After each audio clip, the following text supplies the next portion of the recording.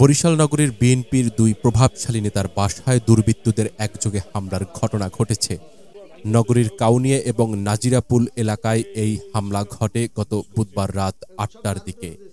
মহানগর বিএনপির যুগ্ম আহ্বায়ক জহিরুল ইসলাম লিটু এবং সাবেক যুগ্ম সাধারণ সম্পাদক সৈয়দ আকবরের বাড়িতে দুর্বৃত্তরা হেলমেট পরে দেশীয় অস্ত্রসহ মোটরসাইকেলে এসে হামলা চালায়। ভাঙচুর করা হয় জানালার গ্লাস এবং ইট পাটকেল নিক্ষেপ করা হয়। গেটটা জোরে এরকম ধাক্কা মারছে, ধাক্কা মারার পরে সাথে সাথে প্রায় ১০-১২ জন হুন্ডায় ওরা আসছে। আইসে সাথে সাথে অক্ষুব্ধ ভাষায় আমার হাজব্যান্ডকে গালাগালি করেছে এবং তাদের হাতে রান্দাও ছিল, হকি স্টিক ছিল আর দুজনের হাতে পিস্তল ছিল। তখন আইসে আমাদের পুরো ভাঙচুর করেছে, ভিতরে ঢুকে আমাদের এগুলো ভাঙচুর করেছে। আমরা বাচ্চা টাচ্চা নিয়ে আমরা ৩তলা দরজা আটকে ওখানে আমরা ভয়ে বসেছিলাম। ঘরের ভিতর ঢুকছিল তারা? ঘরে যে পুরো ভেঙে করছে, এই পর্যন্ত আসতে গালাগালি, অক্ষুব্ধ ভাষায় গালাগালি করে আমাদের সামনে সব ভাঙছে। আর কি ওই যে রুমের ওগুলো সোফা টোপা ওগুলো ভিতরে ঢুকে সব ভেঙে ভাঙচুর করেছে আর কি। হামলার খবর পেয়ে বিএনপির নেতাকর্মীরা ঘটনাস্থলে ছুটে আসেন এবং দলীয় ঐক্যের আহ্বান জানান।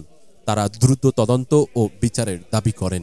এবার কারা করছে ভিডিও ফুটেজ আছে, সে যেই হোক, সে যার লোক হোক, ইনশাল্লাহ উপযুক্ত জবাব ইনশাল্লাহ দেব আল্লাহর রহমতে। এবং আপনারা জানেন যে এটা হচ্ছে গিয়ে কাপুরুষের লক্ষণ। যদি কেউ দলগতভাবে কিছু করে থাকে, এখন এমন আমরা মনে করি যে আওয়ামী লীগের প্রেতাত্মা তারা হয়তো থাকতে পারে, তাদের দোষরা করতে পারে। আমরা এখনো ক্লিয়ার হই, তারপরে ইনশাল্লাহ আমাদের সিনিয়র নেতৃবৃন্দ এখানে আছেন। আমাদের সাবেক প্যানেল শহীদ ভাই আছেন, আমাদের তারিন ভাই আছেন, আমাদের অ্যাডভোকেট, আমাদের পাল্লাই বিজয়, আমাদের সভাপতি, আমাদের মহসিন মন্টু ভাই আছেন। আমাদের নেতৃবৃন্দ সবাই খবরে আসতেছেন এবং আমরা ইনশাল্লাহ পরামর্শ করে, আমরা যেহেতু থানার ভারপ্রাপ্ত কর্মকর্তা সাহেব এসেছেন, আমি তার সাথে কথা বলছি এবং আমরা যাই হোক, আমরা আইনের উপর শ্রদ্ধাশীল, আইনের মাধ্যমে বিচার হবে। এবং যদি যদি আমাদের দলীয় কোনো লোকজন হয়ে থাকে, তাও ইনশাল্লাহ তাদের সাংগঠনিক তাদের বিরুদ্ধে তাৎক্ষণিক ব্যবস্থা নেবে। আমরা হাইকমান্ডে এখনই কথা বলবো। দুঃখজনক ঘটনা, এটা যারাই করুক খুব খারাপ কাজ করছে। এটার বিচার, সঠিক বিচার হওয়া উচিত, সে আমার দলের হোক আর বাইরের হোক। এটা তদন্ত সাপেক্ষে এটা হবে। এবং কালকে আমাদের একটা প্রোগ্রাম আছে, মনে করছিল সৈয়দ আকবরের বাসায় ইট মারলে আর ভাঙলে হয়তো প্রোগ্রামটা বন্ধ হয়ে যাবে। তারা বলদের স্বর্গে বাস করতেছে। কালকে আমরা আমাদের প্রোগ্রাম করব, আপনাদের দাওয়াত দিলাম, আপনারাও ইনশাল্লাহ থাকবেন। আমরা শান্তিপূর্ণভাবে বসবাস করতে চাচ্ছি।